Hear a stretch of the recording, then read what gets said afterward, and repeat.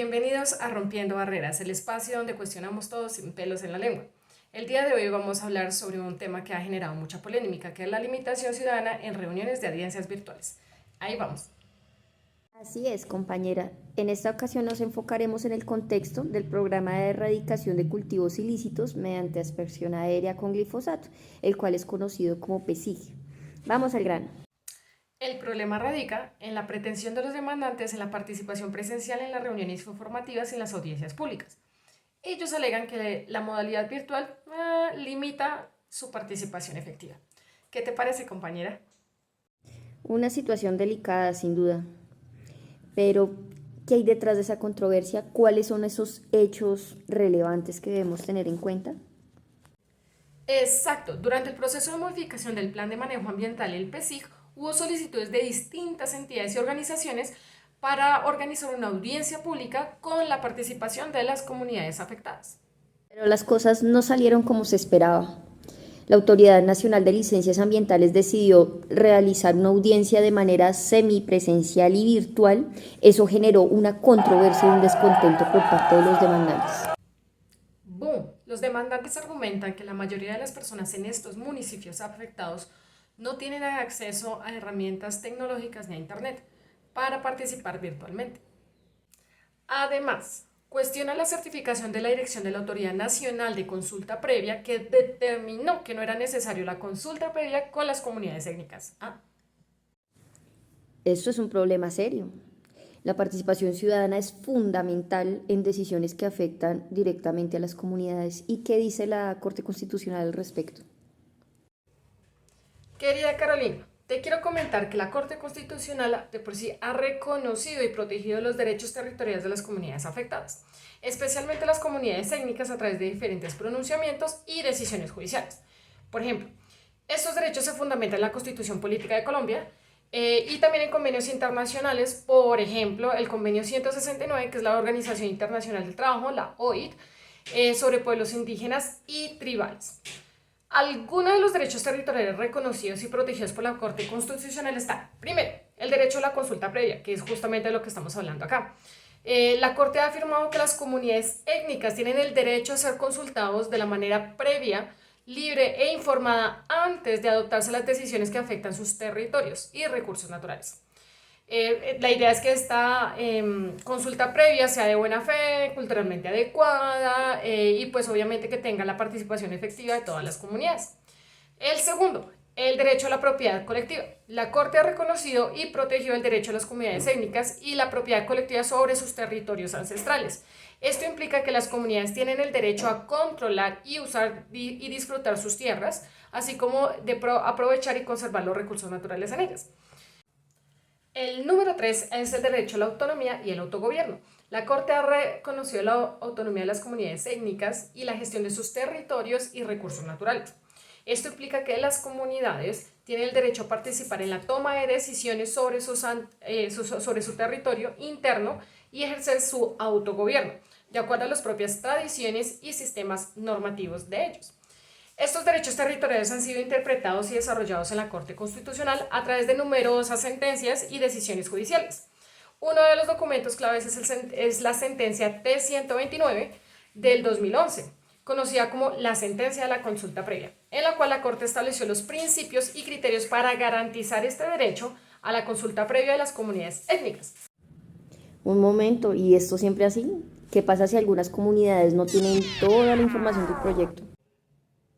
Sí, por ejemplo, lo que sucedió en la sentencia SU-095 del 2018, donde la Corte limitó el derecho de la participación ambiental cuando las decisiones afectan intereses de desarrollo económico del país. ¿Pueden creerlo? Pues eso se pone un poco más interesante. Parece que existen casos donde la participación ciudadana pues, puede ser limitada. Sin embargo, la pregunta clave acá es si en el caso del PESIG se cumplieron todos los requisitos legales para tomar la decisión. Exactamente, y eso es algo que debemos analizar bien a fondo. ¿Se respetó el derecho a la participación ciudadana en el caso del PEJIC? ¿Se tuvieron en cuenta las condiciones reales de la comunidad afectada y se buscó alguna alternativa inclusiva? Sí, pues además No se puede ignorar el impacto ambiental y social pues, que puede generar el programa de erradicación de cultivos ilícitos con el glifosato. ¿Qué medidas estarán tomando para garantizar la participación de todas las partes interesadas en la toma de decisiones para este caso tan delicado? Sin duda, hay mucho en juego. La participación ciudadana es un pilar fundamental de la democracia y su limitación, especialmente en contextos virtuales, puede excluir sectores de la población y segregar el proceso en la toma de decisiones. Una vez más, ¿cuáles son esos hechos relevantes que se deben tener en cuenta?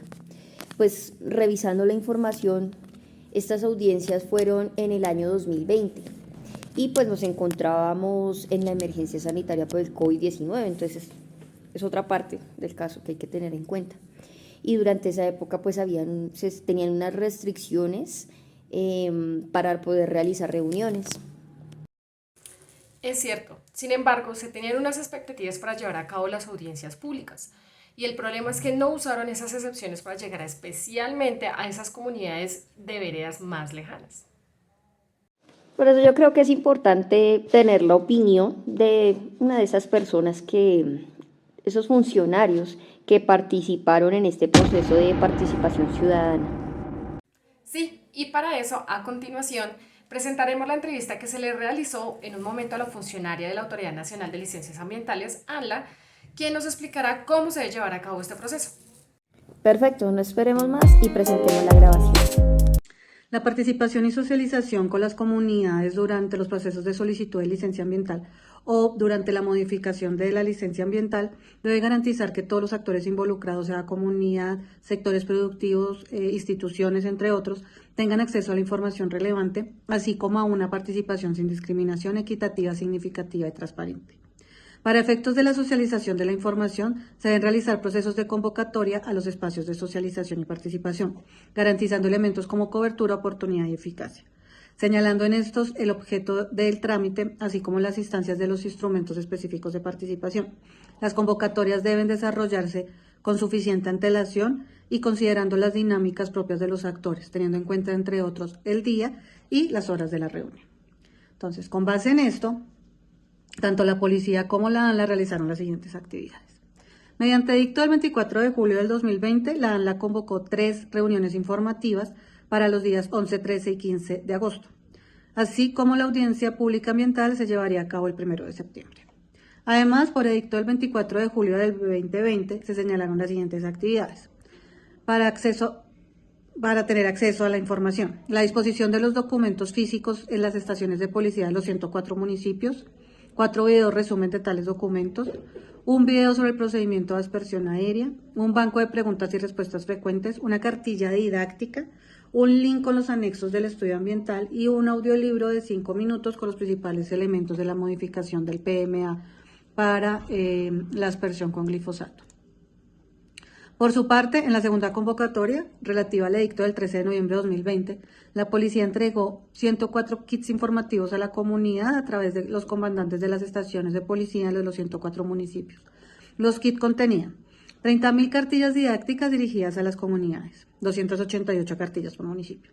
30.000 volantes informativos dirigidos a las comunidades, 288 volantes por municipio. 10.400 volantes de invitación dirigidos a las comunidades, 100 volantes por municipio.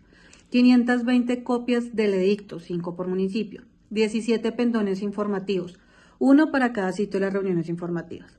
30 copias de los estudios ambientales del PMA de la aspersión con glifosato dirigidas a las comunidades étnicas. El 3 de diciembre de 2020, la policía socializó las herramientas didácticas contenidas en un kit digital que tenía la cartilla didáctica, audiolibro, banco de preguntas, infografías y videos, a través de 226 grupos de WhatsApp de las redes de participación cívica y de comunidades en cada uno de estos municipios. Los integrantes de los 226 grupos suman un total de 16.570 personas. Además, la policía hizo presencia en 96 grupos focales, lo cual permitió socializar el PMA y las herramientas didácticas a 3.644 participantes. Finalmente, la policía contactó a 15 comunidades étnicas y les hizo llegar de forma física los cuadernillos con el estudio ambiental sobre el PMA. Por lo anterior, considero que que el amparo debió negarse en cuanto al derecho a la participación ambiental, porque la ANLA sí lo garantizó, sí garantizó pues este trámite administrativo, y todavía existen etapas de participación y consulta previa que estaban previstas en los momentos posteriores, sin que se reactivaran las aspersiones con glifosato antes de su cumplimiento.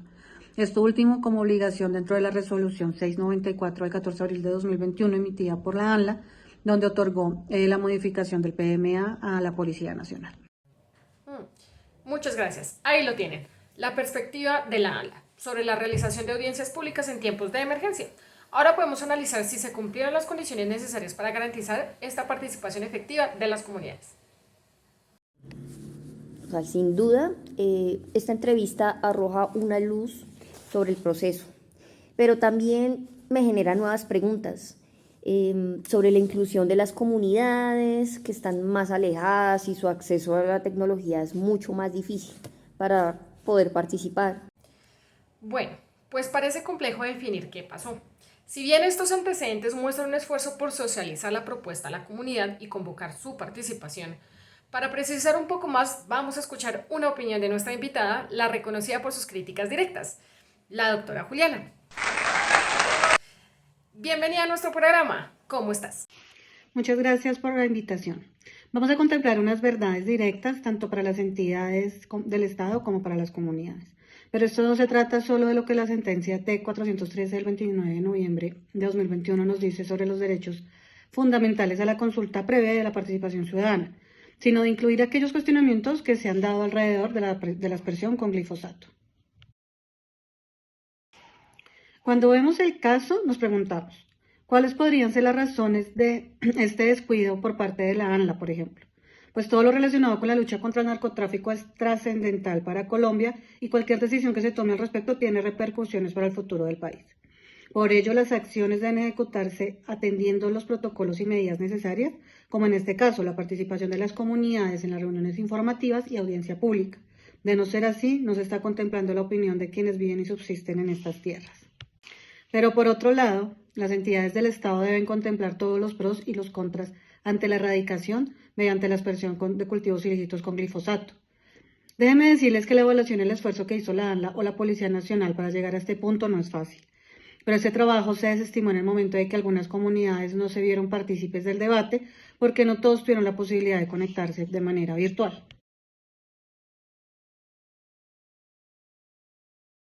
Entonces, acá podemos hacernos las siguientes preguntas. Si se hubiese convocado una audiencia presencial, ¿se hubiese dado una tutela por no haber protegido la salud pública de la comunidad? ¿Será que algunos líderes de las comunidades tenían conocimiento, herramientas o elementos en el área de la tecnología? ¿Pudieron estos líderes respaldar este proceso para que las comunidades fueran escuchadas a través de ellos? ¿Pudo la ANLA coordinar con los líderes comunitarios para asegurarse de la participación o por lo menos tener representación en la audiencia virtual?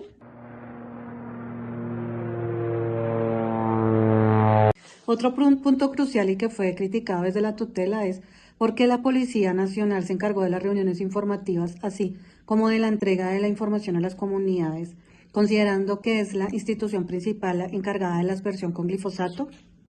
Podríamos decir que existen dos posibles hipótesis: que existe un interés férreo en mantener la aspersión con glifosato, lo que requerirá la modificación del Plan de Manejo Ambiental.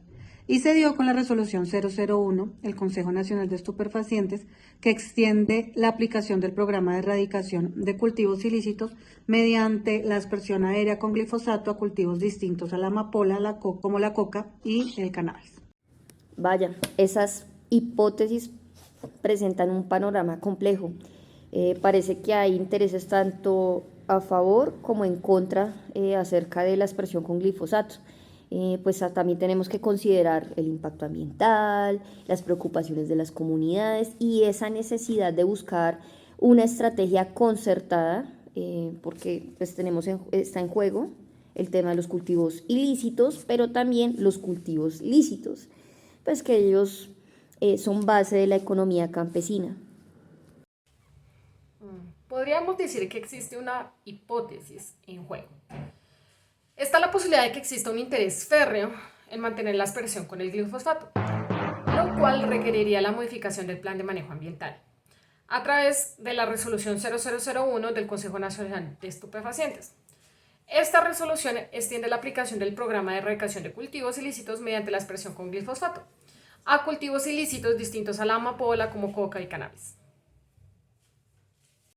Sí, pues de hecho, algunos sectores manifiestan que si la Dirección de la Autoridad Nacional de Consulta Previa certificó la no procedencia de la consulta previa para la modificación del PMA del PESIC, argumentando básicamente que pues, no existían unas coincidencias geográficas del proyecto con las comunidades étnicas allí asentadas, podrían haber otros intereses en juego. Y pues además se plantea que la aspersión con glifosato tiene unos efectos cuestionables en la reducción de los cultivos ilícitos y podría agudizar aún más el problema de vulnerabilidad y los conflictos sobre esos territorios, tal como pues lo manifestó la Organización Mundial de la Salud en 2015, sobre esos efectos negativos de los herbicidas en la salud. Me gustaría explicarlo con una ilustración elaborada por Elizabeth Builes y Luisa Cruz. En esta imagen observamos todos los elementos inmersos en esta situación y son precisamente estos elementos los que deben ser contemplados desde la opinión de las comunidades que habitan en esas áreas. Por lo tanto, su participación es crucial. Por otro lado, es importante que las comunidades comprendan la preocupación del Estado por erradicar esta economía ilícita y llegar a una estrategia concertada sin culpar a ninguna de las partes. Por otro lado, quienes llevan décadas luchando contra estos cultivos ilícitos en Colombia podrían pensar que al frenar la activación del uso de la aspersión con glifosato, solo están impidiendo que se erradique esta economía ilícita, pues se ha evidenciado que algunas personas de la comunidad han sido permeadas por esta economía, por lo que las diferentes acciones en contra del narcotráfico afectan su sustento económico. Adicionalmente, muchos piden que se mantenga la erradicación manual para no tener que implementar la aspersión, pero esta erradicación también ha cobrado la vida de muchas personas, entre ellos civiles, policías y militares heridos y mutilados. ¿Pero realmente son ciertas estas hipótesis? ¡Wow! ¿Acaso la tutela quiso frenar la lucha contra los cultivos ilícitos? Yo no lo creo. Creo que la problemática va más allá de intereses particulares, ya que algunos estudios han confirmado el impacto ambiental de la expresión de glifosfato, tanto para las comunidades como para el medio ambiente y la propia subsistencia de todos los seres vivos en estas áreas. No, y además de revisar algunas publicaciones, indican que no necesariamente la reducción del glifosato haber detenido la aspersión con glifosato después del año 2015, se puede reflejar, como lo pueden ver en la gráfica, que hay periodos donde la aspersión disminuyó, pero también disminuyeron los cultivos ilícitos. Entonces, pues, no se correlaciona necesariamente, no se evidencia una relación directa de que a mayor aspersión haya un menor número de cultivos ilícitos. Esto me lleva a pensar que muchas de las hipótesis alrededor de las decisiones relacionadas con el glifosato pueden estar influenciadas por animosidades y afectar las decisiones que podrían ser de provecho en Colombia. Lo que realmente existe es una falta de sinergia entre las entidades del Estado y la comunidad. Ese es el gran problema, la falta de debate de la comunidad, pero de manera responsable, sin intereses económicos por ninguna de las partes, cohesión con la comunidad, que fue el gran error detectado en la sentencia en discusión. Y es que hay que tener en cuenta también el otro punto, y es que precisamente esta erradicación que se intenta hacer es precisamente porque es un tema de seguridad nacional, ¿no? Porque donde están estos cultivos, pues también hay una presencia de grupos ilegales que permean a las comunidades. También tenemos a la vista un tema de presencia estatal, de políticas de Estado, el derecho a un ambiente sano, de la protección a las comunidades que están vinculadas de manera intrínseca a estos territorios y que estas decisiones, una u otra, pueden desplazarlos de esos territorios donde tienen una conexión cultural, económica y espiritual. También es un tema de seguridad alimentaria, pues recordemos que en estas áreas pues también se tienen cultivos lícitos que No solo pues garantizan la economía de los campesinos, su subsistencia, pero también unos alimentos que están llegando a otros municipios que se pueden ver afectados y generar un impacto sobre la salud de las comunidades. También pues se tendría una disyuntiva con todo ese modelo de producción agroecológica que se quiere tener en el país. Así es, compañera Carolina. Estas decisiones pueden desplazar a las comunidades de los lugares que tienen arraigo y pertenencia. Es fundamental encontrar soluciones que consideren todos estos aspectos y que busquen el beneficio de Colombia en su conjunto. Sin duda, estamos analizando un tema y un desafío complejo, pero es necesario encontrar un equilibrio que garantice la participación efectiva de las comunidades y el desarrollo económico como el cuidado del medio ambiente. Estas entrevistas arrojaron una luz sobre el proceso, pero también abren nuevas preguntas sobre la inclusión de las comunidades más alejadas y su acceso a las tecnologías necesarias para participar. Así es, compañera. En Rompiendo Barreras nos comprometemos en explorar todos los ángulos y buscar soluciones para garantizar una participación ciudadana inclusiva y efectiva. Muchas gracias por escuchar Rompiendo Barreras. A continuación, dejamos la bibliografía. Espero les haya gustado. Bye.